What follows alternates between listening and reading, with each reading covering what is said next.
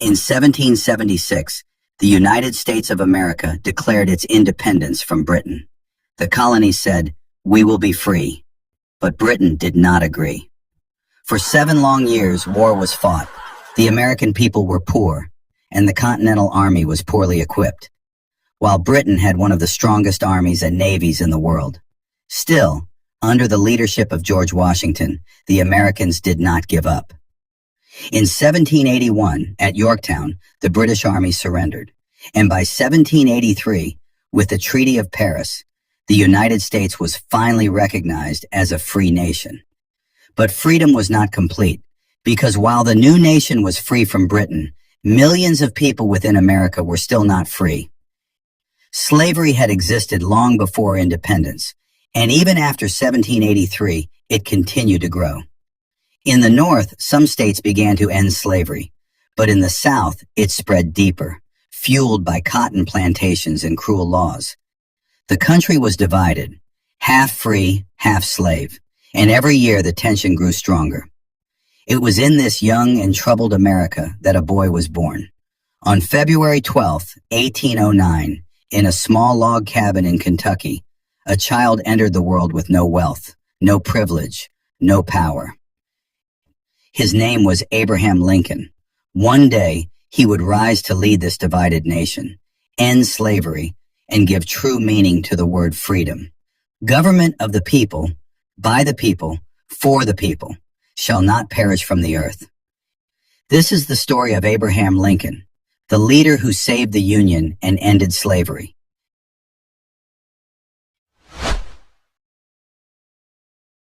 Abraham Lincoln was born on February 12, 1809, in a tiny one-room log cabin on the frontier of Hardin County, Kentucky.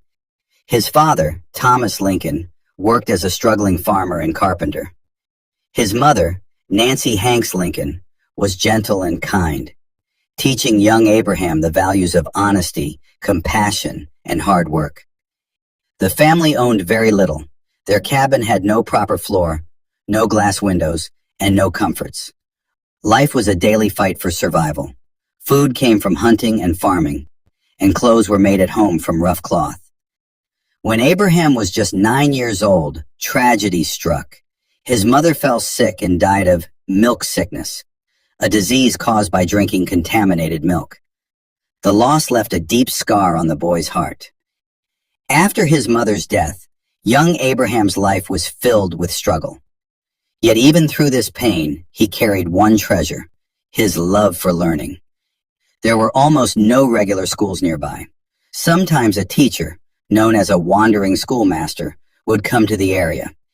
Classes were held in a log cabin or even in a barn, and lasted only a few weeks or months before the teacher moved on. All those short lessons together gave him less than 1 year of schooling in his entire life. And because his family was poor, Abraham spent most of his days working in the fields, cutting wood and plowing soil. Still, Lincoln refused to let that stop him. He borrowed books from neighbors. At night, he sat by the glow of a fire, reading the Bible, Aesop's fables, history, and law. He wrote and practiced on wooden boards when he had no paper. Slowly, word by word, he taught himself. Though born in poverty, with almost no education, Abraham Lincoln's hunger for knowledge would one day grow into the wisdom of a leader.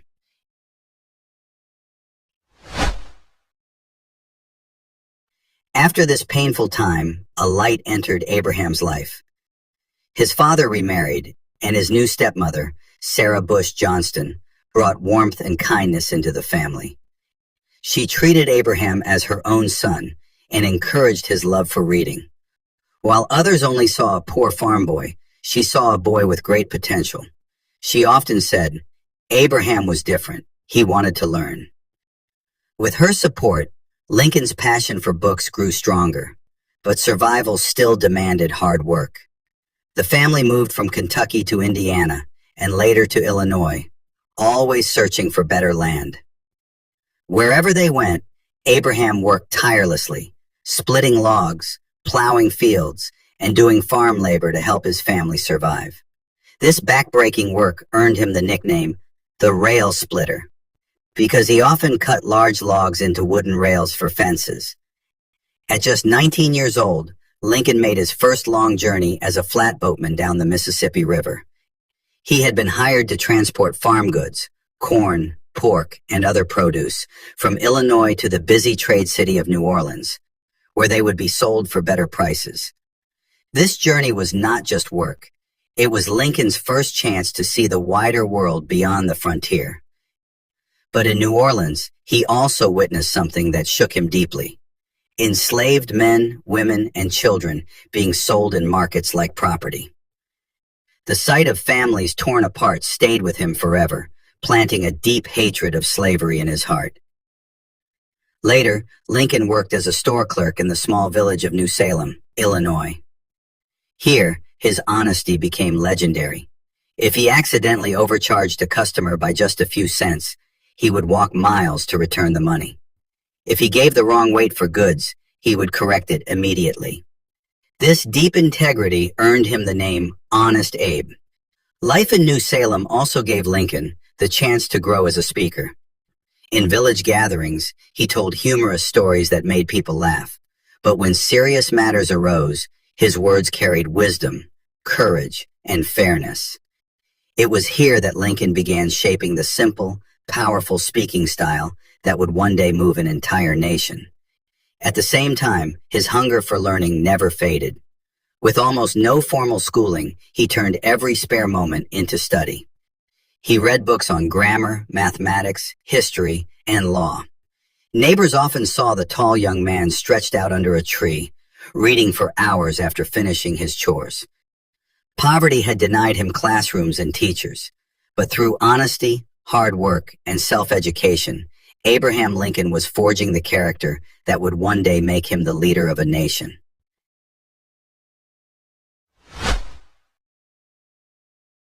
By his early 20s, Abraham Lincoln had already lived many lives: farm worker, rail splitter, flatboatman, and store clerk. But inside, he carried bigger dreams. He wanted to understand the world and to serve people beyond his village. In 1832, at just 23 years old, Lincoln announced his candidacy for the Illinois state legislature. He had no money, no formal education, and no powerful connections. All he had was his honesty, his hard work, and his growing skill with words. The election was tough, and Lincoln lost. For most men, defeat would have been the end, but for Lincoln, it was the beginning. Instead of giving up, he made a decision. If he was going to serve the people, he needed to prepare himself. So he trained his mind and his voice. Lincoln began to study grammar, mathematics, and history more seriously. He read law books by himself, page by page, line by line, often borrowing them from friends and walking miles just to return them.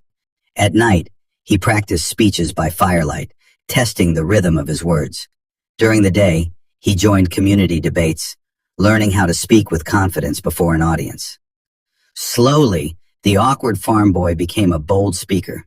His plain but powerful style reached the hearts of ordinary people. His ability to tell stories, use humor, and speak with honesty made him stand out. By 1834, Lincoln tried again, and this time, the people elected him to the Illinois House of Representatives. He would serve 4 terms, from 1834 to 1842. As a legislator, Lincoln worked for the people. He supported building roads, bridges, and canals so farmers could move crops and goods more easily. He spoke in favor of education, believing schools should be open to all children, not only the rich. And though it was risky in those years, he spoke against slavery, calling it unjust and dangerous for the nation's future. Above all, he was respected for his honesty and fairness. Even opponents admitted that Lincoln argued with reason, not anger. At the same time, he officially began his law career. Lincoln had never gone to college, but in those days, that was not required. Instead, he read law, studying legal books on his own and under the guidance of local lawyers. He taught himself by rewriting complicated legal passages into simple words until he truly understood them. After years of self-study, he took the Illinois bar exam in 1836 and passed. Abraham Lincoln was now a licensed lawyer. Soon, he gained respect in court for his clear arguments, fairness, and integrity. He wasn't just fighting cases to win, he was fighting for justice. Still, his hunger for public service did not fade. In 1838, he tried to become Speaker of the Illinois House, but lost. In 1843, he sought a seat in the U.S. House of Representatives, but lost again. In 1846, he tried once more, and this time he won. Lincoln served one term in Congress from 1847 to 1849, where he spoke out against the Mexican-American War and took a firm stance against the spread of slavery. But when he sought re-election in 1848, he was defeated. These years of failure, study, and persistence transformed Lincoln. He was no longer just a rail splitter or a store clerk. He was becoming a man of law, a man of words, and a man of the people, a leader in the making.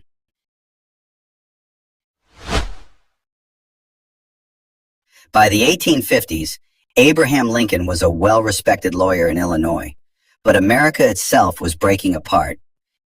The country was divided between North and South, between states that opposed slavery and states that defended it.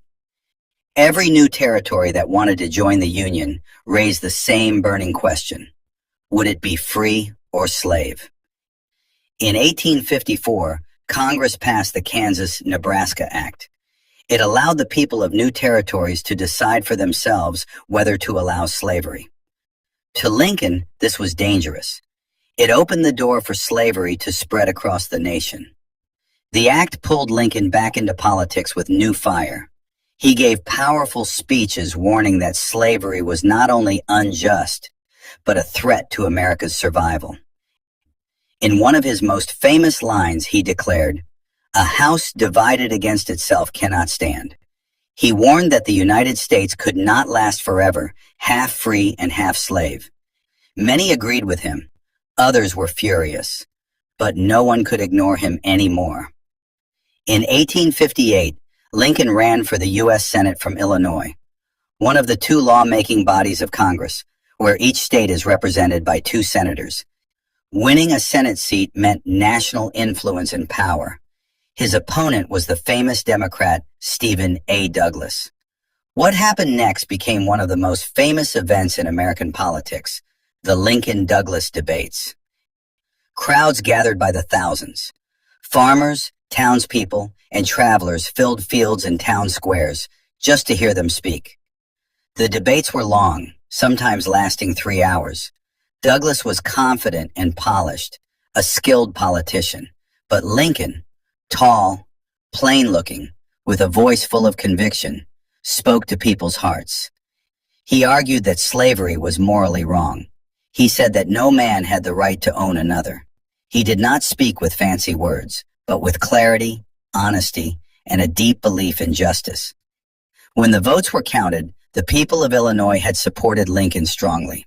But in those days, senators were not chosen directly by the people. They were chosen by the state legislature, and because the Illinois legislature had more Democrats than Republicans, they gave the seat to Stephen Douglas. So Lincoln was defeated, but the debates made him a national figure. Newspapers across the country published his speeches. People who had never heard his name before now spoke of him as a man of wisdom and courage. Defeat had once again carried him forward, from the log cabin to the courtroom, and now to the national stage. Abraham Lincoln's rise could no longer be stopped.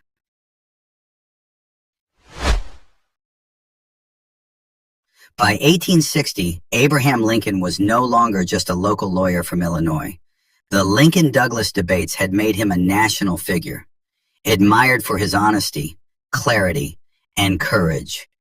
But the crisis was deepening, and the nation stood on the edge of division. The issue of slavery divided the nation more bitterly than ever before. Southern leaders demanded the right to expand slavery into new territories. Northern leaders resisted, insisting it must not spread further. Violence had even erupted in Kansas and Missouri, where pro-slavery and anti-slavery settlers clashed in the streets. In this storm, the Republican Party needed a leader who could speak with both strength and integrity. In 1860, they chose Abraham Lincoln as their candidate for president. Lincoln's message was simple but powerful. He would not abolish slavery where it already existed, but he would stop it from spreading into new states and territories. This promise gave hope to the North and fear to the South. The campaign was fierce. Southern newspapers painted him as a danger to their way of life. But in the North and West, ordinary people saw him as one of their own. He was Honest Abe, the poor boy who had risen through hard work, and they believed he understood their struggles. On November 6, 1860, the results were announced. Abraham Lincoln was elected the 16th President of the United States. But his victory carried a heavy cost. Lincoln won with strong support from the North and West, yet not a single Southern state voted for him. To the South, his election meant their voice no longer mattered. One by one, Southern states declared they would secede, leaving the Union and forming their own country. By the time Lincoln took the oath of office in March 1861, 7 states had already broken away to create the Confederate States of America. More would soon follow. In his inaugural address, Lincoln pleaded for unity. "We are not enemies, but friends. We must not be enemies." But his words could not stop the storm. On April 12, 1861, Confederate cannons opened fire on Fort Sumter in South Carolina. The fort was still held by U.S. soldiers, even though South Carolina had left the Union. The Confederates demanded that the soldiers leave, but Lincoln refused to surrender the fort. When he tried to send supplies, Southern forces saw it as a challenge, so they attacked, firing for more than a day until the fort fell. The Civil War had begun. The poor boy from a log cabin was now president. He had hoped to heal and unite, but history called him to guide a nation through its darkest trial.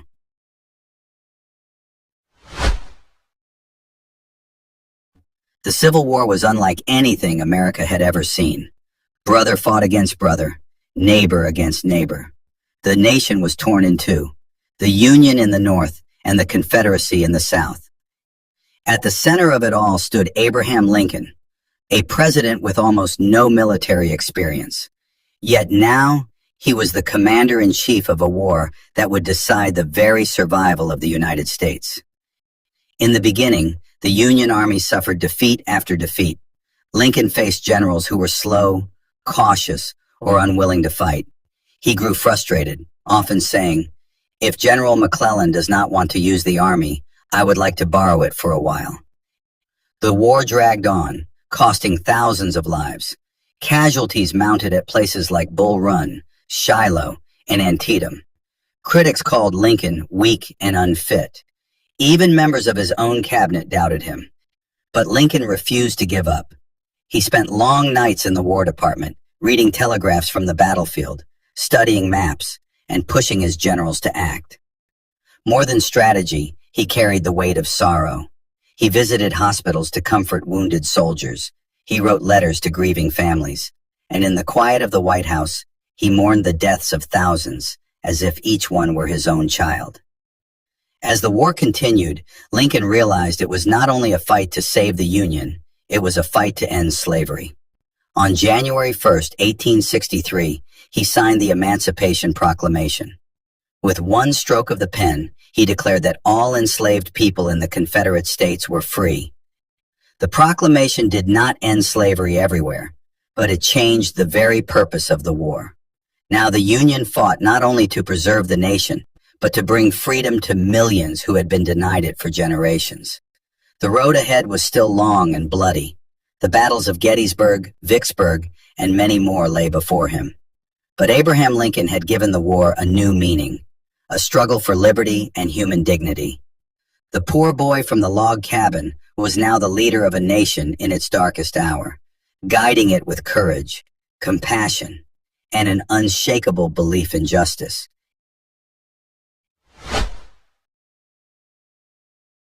By mid-1863, the Civil War had already claimed hundreds of thousands of lives. The nation was bleeding, and the outcome was still uncertain. But in the summer of that year, two great victories gave the Union new hope.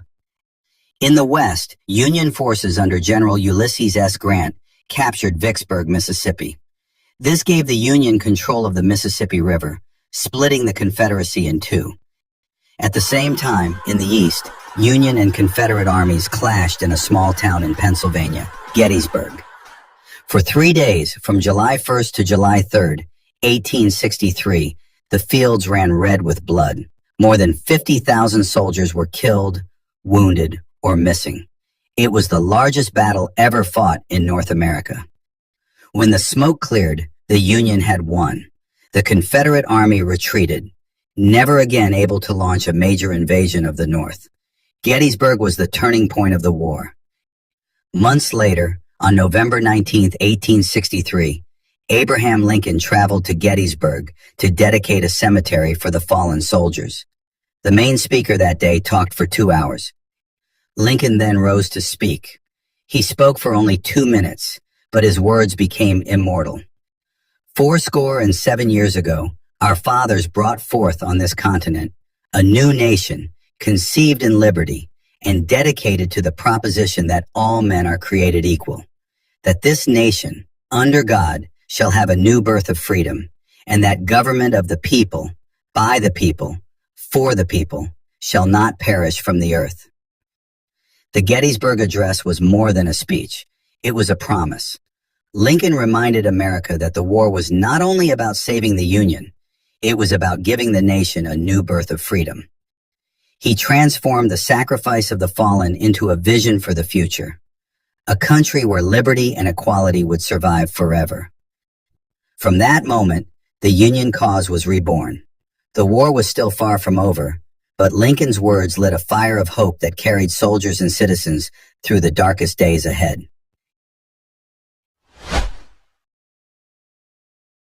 By 1864, the Civil War had dragged on for more than 3 years. The Union had won key victories, but the bloodshed seemed endless. Families grieved, towns were shattered, and hope was fading. As the presidential election approached, many doubted Lincoln could win again. War-weary Americans were losing patience. Some wanted peace, even if it meant letting the South keep slavery.